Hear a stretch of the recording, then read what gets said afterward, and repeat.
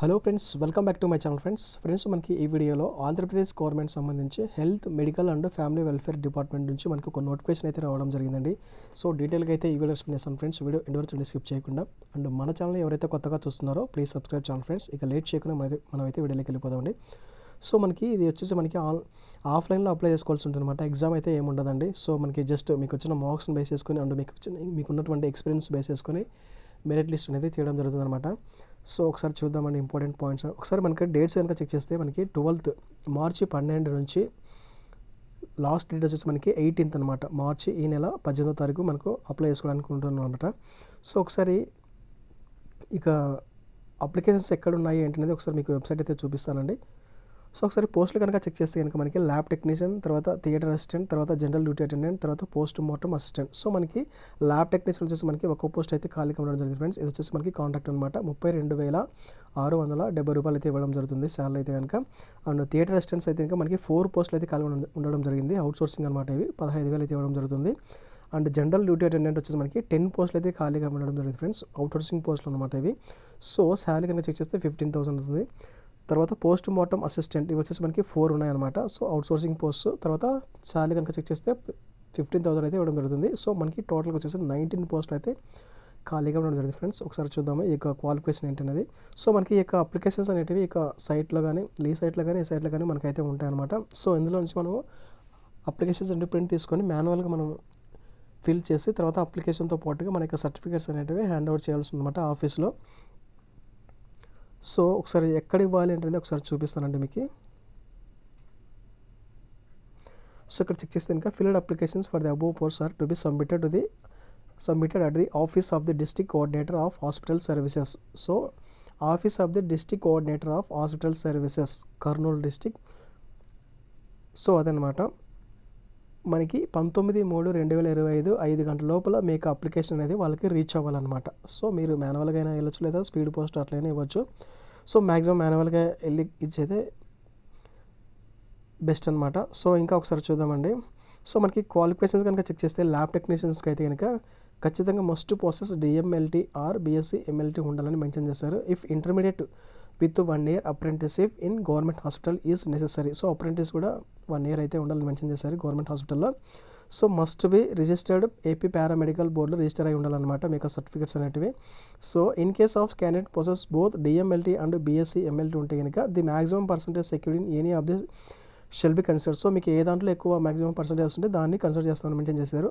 అదే general duty attendant అయితే కనుక జస్ట్ 10th పాస్ అంటే సరిపోతుంది అనమాట ఫ్రెండ్స్. మస్ట్ హ్యావ్ పాస్లో SSC లేదా 10th క్లాస్ ఉంటే సరిపోతుంది.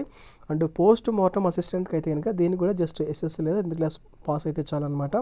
అండ్ థియేటర్ అసిస్టెంట్కి కూడా జస్ట్ 10th క్లాస్ పాస్ అయితే చాలన్నమాట.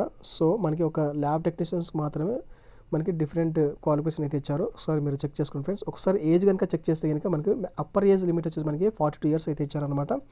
సో 1/5/2025 నాటికి మనకి 42 years అయితే ఉండాలన్నమాట. సో SC ST వాళ్ళకి 5 years ఏజ్ రిలాక్సేషన్ ఇచ్చారు. ఎక్స్-సర్వీస్ మెన్ వాళ్ళకి అయితే 3 years ఇచ్చారు. డిఫరెంట్ ఏబుల్డ్ పర్సన్స్ ఉంటే వాళ్ళకి 10 years అయితే ఇచ్చారు. సో మ్యాక్సిమం 52 years అనమాట.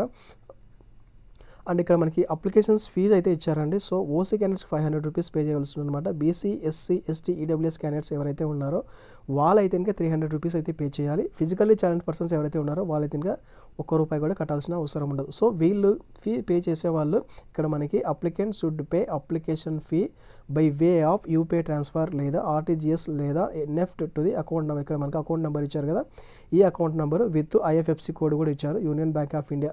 సో ఆ అకౌంట్కి మీరు అమౌంట్ అనేది పే చేయవలసి అనమాట. సో ఈ మీరు పే చేసిన స్లిప్ తర్వాత అప్లికేషన్ ప్రింట్ చేసి అప్లికేషన్ ఫిల్ చేసి సర్టిఫికేట్స్తో పాటు మీరు ఏదైతే ఫీ పే చేసినారో ఆ రిసిప్ట్ కూడా మీరు అక్కడ హ్యాండ్ ఓవర్ చేయవలసి ఉంటుంది అనమాట, ఎవరికైతే అప్లికేబుల్ అవుతుందో వాళ్ళు.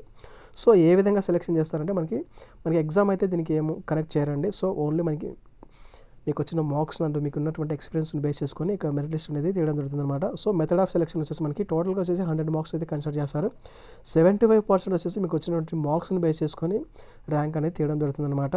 అప్ టు 10 మార్క్స్ వచ్చేసి మీరు ఏ ఇయర్ పాస్ అయింటారు దాన్ని బట్టి.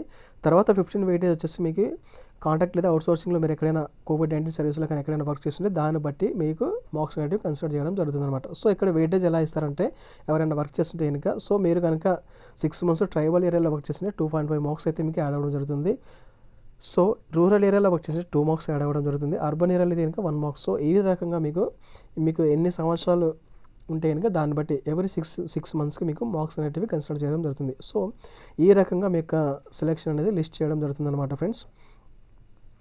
సో సర్టిఫికేట్స్ ఏమేమి కావాలి, ఏమేమి అటాచ్ చేయాలి, సెల్ఫ్ అటెస్టెడ్ కాపీస్ అండి. మీకు జిరాక్స్ వాటిపైన మీకు వేరే సైన్ చేసుకొని అక్కడ అప్లికేషన్ పాటుగా హ్యాండ్ చేయాల్సి ఉందన్నమాట. సో ఏమేమి కావాలి, ఎస్ఎస్సి సర్టిఫికేట్స్ లేదా ఈక్వలెంట్ సర్టిఫికేట్ ఏది అప్లికేబుల్ అయితే అదే, తర్వాత పాస్ సర్టిఫికేట్స్, తర్వాత ఇంకా మార్క్స్ మెమోస్, తర్వాత valid certificate of AP paramedical బోర్డులో మీకు అది పర్టికులర్ పీరియడ్కు వ్యాలిడ్ అనే ఉంటుందన్నమాట. ఖచ్చితంగా ఆ సర్టిఫికేట్స్ అనేవి వ్యాలిడ్ అయి ఉండాలన్నమాట. సో స్టడీ సర్టిఫికేట్స్ వచ్చి మనకి 4th to 10th అడిగారండి. సో నెక్స్ట్ కనుక చెక్ చేస్తే కనుక క్యాస్ట్ సర్టిఫికేట్ అప్లికేబుల్ అయిన వాళ్ళకి, తర్వాత ఈడబ్ల్యూఎస్ అప్లికేబుల్ అయిన వాళ్ళకి, తర్వాత డిసేబుల్ సర్టిఫికేట్ సాధారణ సర్టిఫికేట్ అది కూడా అప్లికేబుల్ అయిన వాళ్ళకి, తర్వాత సర్వీస్ సర్టిఫికేట్ ఇది కూడా మీకు ఎవరికైనా ఉంటే కనుక అటాచ్ చేయవచ్చు, లేదంటే ఏం లేదు నార్మల్. ఓకే. సో ఇంకేమైనా అదర్ సర్టిఫికేట్స్ ఏమైనా మీకు స్పోర్ట్స్ కోటా కానీ ఇలాంటివి ఏమైనా ఉంటే దాని గురించి ఆ సర్టిఫికేట్స్ కూడా మీరు హ్యాండ్ అవుట్ చేయవలసి ఉంటుందన్నమాట. సో అదనమాట ఫ్రెండ్స్ సర్టిఫికేట్స్ గురించి అయితే కనుక. సో నోటిఫికేషన్ గురించి అయితే ఇదనమాట ఫ్రెండ్స్. ఇంపార్టెంట్ పాయింట్స్ అయితే మనకి లాస్ట్ డేట్ వచ్చేసి మనకి 18వ తారీఖు ఈ నెల మార్చి 18th అనమాట. సో ఎవరైతే ఎలిజిబుల్ ఉన్నారో వాళ్ళైతే కనుక కంపల్సరీ అప్లై చేసుకోండి ఫ్రెండ్స్. సో వీడియో అయితే ఇదనమాట ఫ్రెండ్స్. ఇంకేమైనా డౌట్స్ ఉంటే కామెంట్ సెక్షన్లో కామెంట్ చేయండి, రిప్లై చేస్తాను friends. Okay friends, video useful అనిపిస్తే ఒక లైక్ అయితే వేసుకోండి friends. Thanks for watching. And మన ఛానల్ ఇంకా ఎవరైతే సబ్స్క్రైబ్ చేసుకోలేదో please subscribe channel friends. Thank you.